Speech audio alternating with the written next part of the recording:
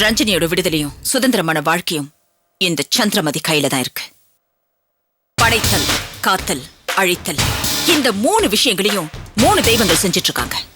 ஆனா அந்த 3ஐயும் இந்த பூலகத்துல ஒரே ஆளா இந்த சந்திரமதி செஞ்சிட்டு இருக்கா.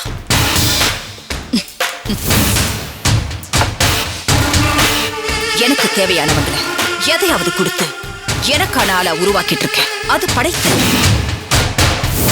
அவங்களை யாரும் எதுவும் செய்ய முடியாதபடிக்கு நான் பாத்துக்கிறேன். அது காத்து.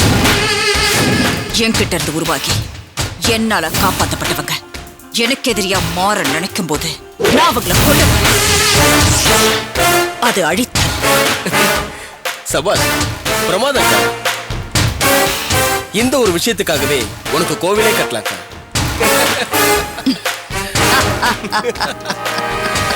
போதும் போதும், கோவில் கட்டுறதெல்லாம் இருக்கட்டும். இப்ப நீங்க 2 பேரும் கட்டிட்டு இருக்கீங்களே, அந்த மணக்கோட்டையை பத்தி கொஞ்சம் பேசுவோமா? நாங்க மணக்கோட்டை கட்டுமா?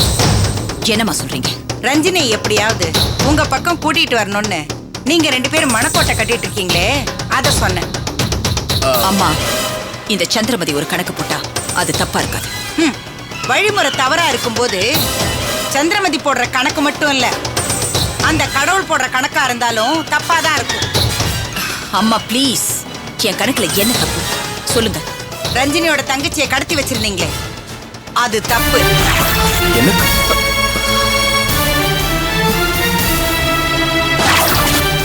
என்ன நீங்க 2 பேரும் ரகசியமா செஞ்ச விஷயம் எனக்கு எப்படி தெரிஞ்சதுன்னு பாக்குறீங்களா?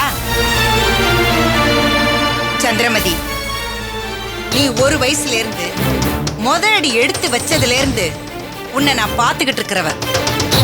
நீ அடுத்த அடி எங்க வைப்ப, எதுக்காக வைப்பன்னு என்னால சொல்ல முடியாதா? சரி, இப்ப நான் விஷயத்துக்கே வரேன். மீனாவை எதுக்காக கடத்துனீங்க? அம்மா, ரஞ்சினியை டைவர்ட் பண்ண. அப்படி பண்ணா அவ இந்த கேஸ்ல கான்சென்ட்ரேட் பண்ண மாட்டா. அதனால அவளுக்கு தண்டனை கிடைக்கும். அப்புறம் வேற வழி இல்லாம ஏன் உதவி கேட்பா?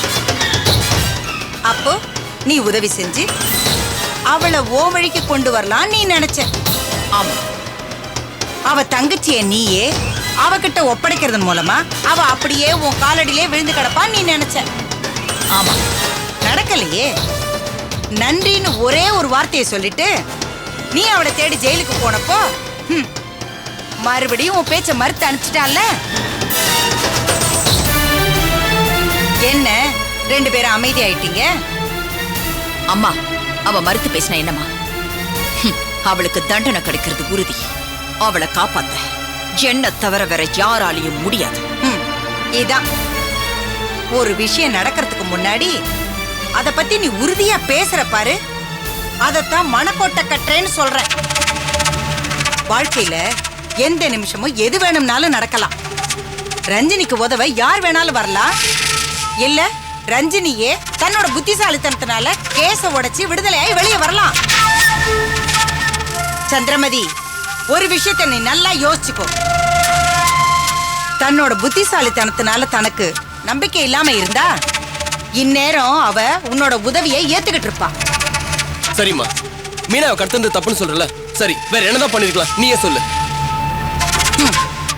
காலம் கடந்த கேள்வியா இருந்தாலும் கேள்வி கேட்கப்படாம சொல்ல போற பதிலாலும் எந்த பிரயோஜனமும் கிடையாது. இந்த கேள்விய மீனாவை கடத்துறதுக்கு முன்னாடி என்கிட்ட கேட்டிருந்தா நான் பதில் சொல்லியிருப்பேன். மீனாவை எதுக்காக கடத்துறீங்க, ரஞ்சினி மேல கேஸ் போட்ட அந்த உமாவை கடத்துங்கன்னு சொல்லி இருப்பேன். அருணை சுட்டு கொண்ட ரஞ்சினி தான் அதுக்காக கேஸ் போட்ட உமாவை கடத்தி கொண்டு போய் மறைச்சு வச்சிருக்கிறதா நாம கிரியேட் பண்ணி அவளை மாட்ட வச்சிருந்தா அவ இந்நேரம் கதறிக்கிட்டு வந்து உன் கால்ல விழுந்திருப்பான். உமாவை காணும்னு சொன்னாலே போலீஸ் சந்தேகப்படுற முதல் ஆள் அந்த ரஞ்சினி. அவங்க சந்தேகத்தை நாம தூண்டி விட்டு நாம நினைச்சதெல்லாம் இந்நேரம் நடந்திருக்குமே.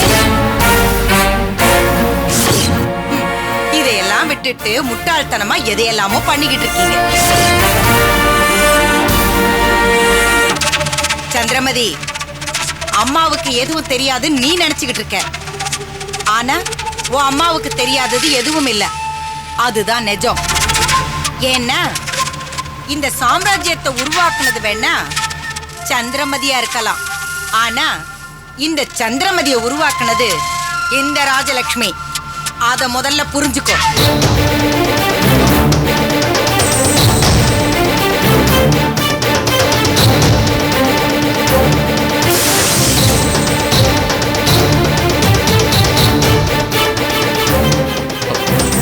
Just shut up! Shut up, I said. And just get lost!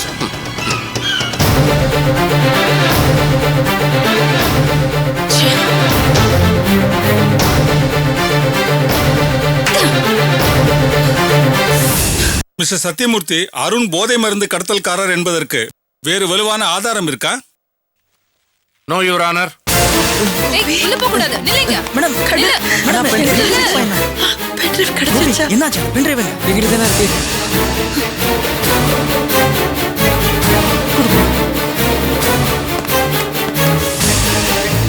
Sir, இதான் சார் அந்த பென்ட்ரைவ். கார்த்திக், கவலைப்படாதக்கா. இந்த கேஸ் சம்பந்தப்பட்ட முக்கியமான ஒரு ஆதாரம் கிடைச்சிருக்கு. சத்தியம் ஒருபோதும் தோற்காது. நான் அருண் சம்பந்தமா தேடிட்டு இருந்த பென்ட்ரைவ். தயவு செஞ்சு வாங்கி போட்டு பாருங்க சார். ஜட்ஜை எடுத்து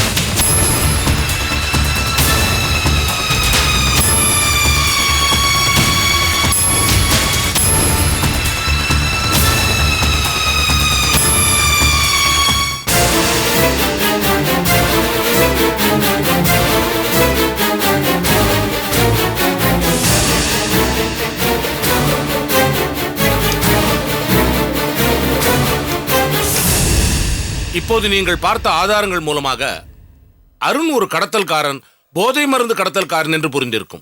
S, you are right. Yes your honour, அதை நானும் ஒப்புக்கொள்கிறேன். இருந்தாலும் ஒருவனை சுட்டுக்கொள்ள அதிகாரம் இல்லாத போது மிஸ் ரஞ்சனி எப்படி அவரை சுட்டுக் கொள்ளலாம்? மறுபடியும் சொல்கிறேன் யுவர் ஆனர், ரஞ்சனி அருணை கொலை செய்ய வேண்டும் என்ற நோக்கத்தோடு சுடவில்லை. அருணுடைய வலது காலில் ஒரு கம்பி வெட்டிய காயம் இருப்பது போஸ்ட்மார்ட்டம் ரிப்போர்ட்ல இருக்கு யுவர் ஆனர். அதாவது அவன் தப்பி ஓட முயற்சி செய்யும் போது ரஞ்சனி அவன் காலை நோக்கி சுட, அதே வினாடியில் அவன் கம்பி தடிக்கு கீழே விழ அந்த குண்டு அவன் முதுகின் வழியாக மார்பை துளைத்திருக்கிறது. Even if you take the angle of the bullet travel from the report, அப்படித்தான் போயிருப்பதாக இருக்கிறது. இதையெல்லாம் வைத்து பார்க்கும் பொழுது அருணுடைய மரணம் விபத்தே தவிர கொலை அல்ல. யுவர் ஆனர், இத்துடன் என் வாதத்தை முடித்துக் கொள்கிறேன்.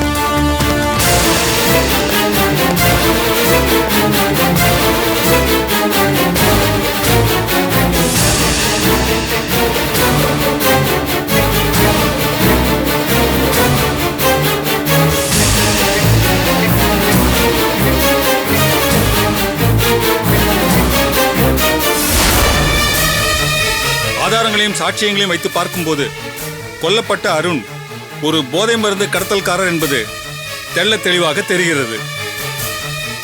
அவரை கொல்ல வேண்டும் என்ற எண்ணத்தில் ரஞ்சனி அவரை சுடவில்லை என்பதும் ஊர்ஜிதமாகிறது.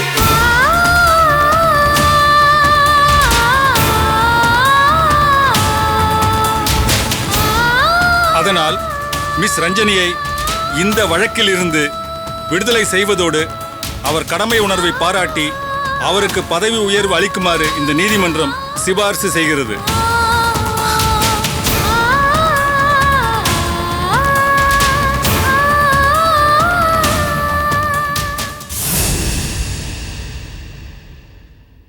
I'm sorry, Your Honor.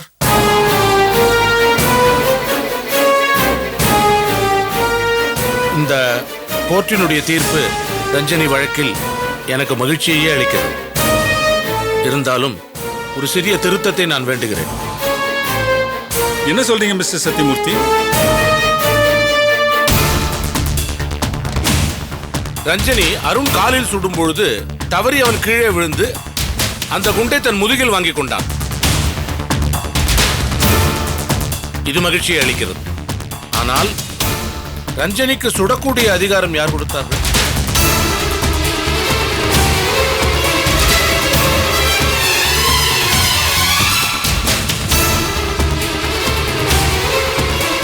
ஒரு சுங்க இலாக்கா அதிகாரிக்கு தற்காப்புக்காக மட்டுமே துப்பாக்கி கொடுக்கப்படுகிறது. ஆகவே ரஞ்சனி தானாக வலிய சென்று சுட்டது ஒரு தவறான முன்னுதாரணமாகும். இது பல பேருக்கு ஒரு தவறான பாதையை உருவாக்க வாய்ப்பளிக்கிறது. ஆகவே யுவர் ஆனர், அவருடைய சுங்க இலாக்காவில் பரிந்துரைத்து குறைந்தபட்ச தண்டனையாக 1 வருஷ சஸ்பென்ஷன் ஆவது அவருக்கு வாங்கி கொடுக்க வேண்டும் என்று இந்த கோர்ட்டை விண்ணப்பிக்கிறது.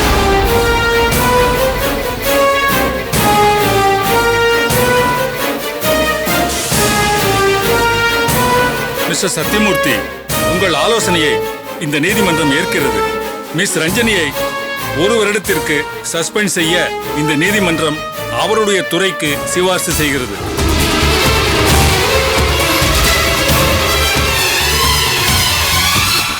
மிஸ்டர் சத்தியமூர்த்தி, உங்கள் ஆலோசனைக்கு நன்றி. Thank you your honour.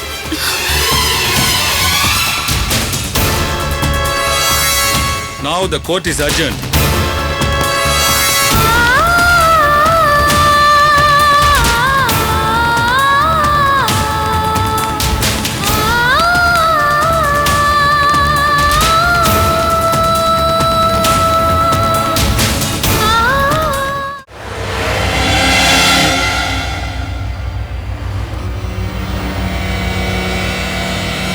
டேய், ஃபோன் பண்ணி அண்ணன்ட்ட விஷயத்த சொல்லிடுறா. அண்ணன் கோர்ட்டுக்கு வந்துட போறாரு. சரிடா.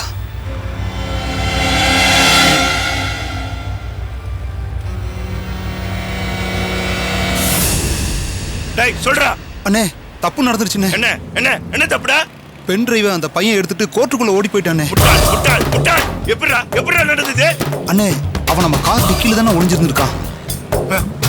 டிக்கில ஏதோ சத்தம் கேட்டதுன்னு திறந்து பார்த்த உடனே உள்ளிருந்து டப்புன்னு ஓடி வந்துட்டானே. நாங்க அவனை பிடிக்கிறதுக்குள்ள எங்களை டெபாசிட் அவன் ஓடிட்டானே. டேய் டேய் டேய், அறிவு கட்ட முன்னங்களா? அந்த நேரத்துல உயிரை கொடுத்தாவது தடுத்துருக்கோனா? அது இல்லைண்ணே, கோர்ட்ல நிறைய போலீஸ்காரங்கண்ணே. நாங்க மாட்டிட்டா எல்லாரும் மாட்டிப்போம். அதனால தான் நைஸா நழுவிட்டு வந்து உங்களுக்கு ஃபோன் பண்றேண்ணே. அண்ணே, நீங்க எக்காரணத்துக்கு கொண்டு இந்த பக்கம் வந்துடாதீங்கண்ணே. எனக்கு சொல்றியா? முட்டாள் முட்டாள் முட்டாள். டேய், நீங்க முதல்ல எங்கேயாவது எஸ்கேப் ஆகுடா. சரிண்ணே. நம்ம பசங்களை எல்லாரையும் சிட்டியை விட்டு வெளியே போக சொல்லு. என்ன விவரம் தெரிஞ்சதுக்கு அப்புறம் நானே உங்களுக்கு ஃபோன் பண்றேன்.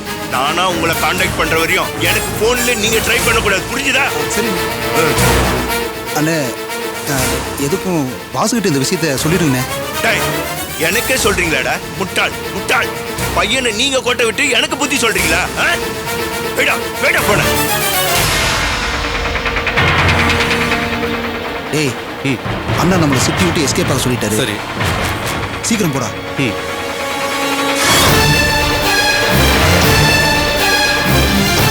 டேய் போக, இன்னும் கொஞ்ச நேரத்துல நம்ம பாஸ போய் பார்க்கணும். போடா, பாஸ போ.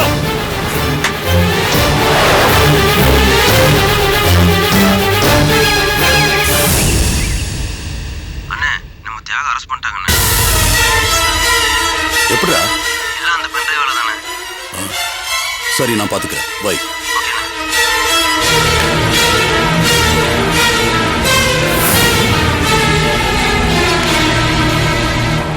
சொல்லுடா. அண்ணே, நம்ம குடோன்ல வந்து எல்லா சரக்கையும் அள்ளிட்டு போயிட்டாங்கண்ணே. நம்ம ஆளுங்க 10 பேர் அரெஸ்ட் பண்ணிட்டு போயிட்டாங்கண்ணே. என்ன பண்றதுன்னு ஒன்றும் புரியலண்ணே. வைடா, நான் பாத்துக்கிறேன். பை.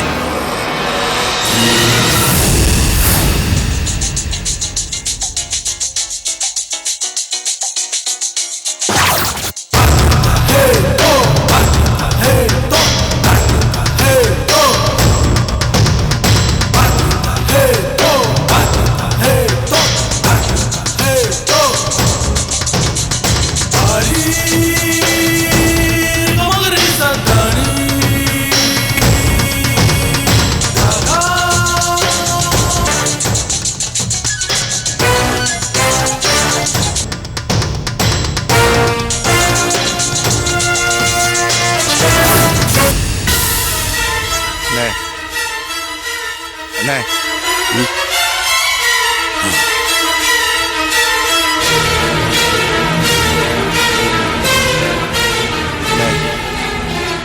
ரஞ்சினியோட வக்கீல் ஆர்குமெண்ட் முன்னாடி யாராலையும் எதிர்த்து பேச முடியலண்ணே.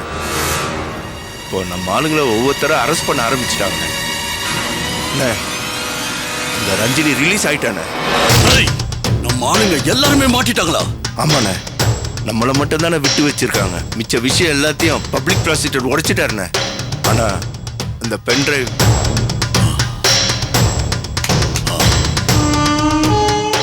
வேற யாரெல்லாம் அரெஸ்ட் ஆனாங்க? நம்ம ஆளுங்களை ஒரு 7-8 பேர் அரெஸ்ட் பண்ணிட்டாங்கண்ணே. அவங்கெல்லாம் எல்லாரும் அருணோட சேர்ந்தவங்கண்ணே. ஆனா நம்ம 2 பேர் மட்டும்தான் அதுல மாட்டலண்ணே. நாம இல்ல. ஆமாண்ணே, நம்மளை சேர்ந்தவங்க எல்லாம் மாட்டிட்டாங்கல்ல.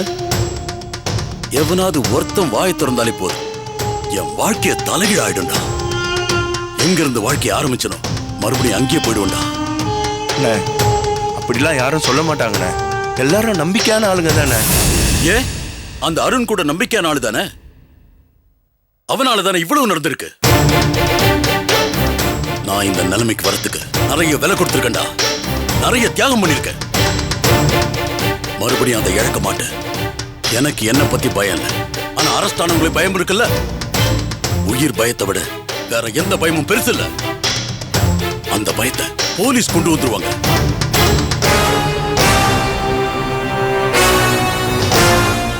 நான் சொல்றதை கேளு. அரெஸ்ட் ஆனவங்கள எவனாவது ஒருத்தன் சரியான சந்தர்ப்பத்தை பார்த்துக்கிட்டே இருப்பான். அவனை போட்டு தள்ளிடாத பார்த்தா மொத்தவங்களுக்கும் பயம் வரும். எவனாவது உண்மையை சொன்னா அருணுக்கு ஏற்பட்ட கதிதான் நமக்கும். அந்த ரஞ்சினிய இப்ப ரொம்ப லேட்டு. ஹைதராபாத்ல இருந்து வந்தப்பவே தீர்த்திருக்கணும்.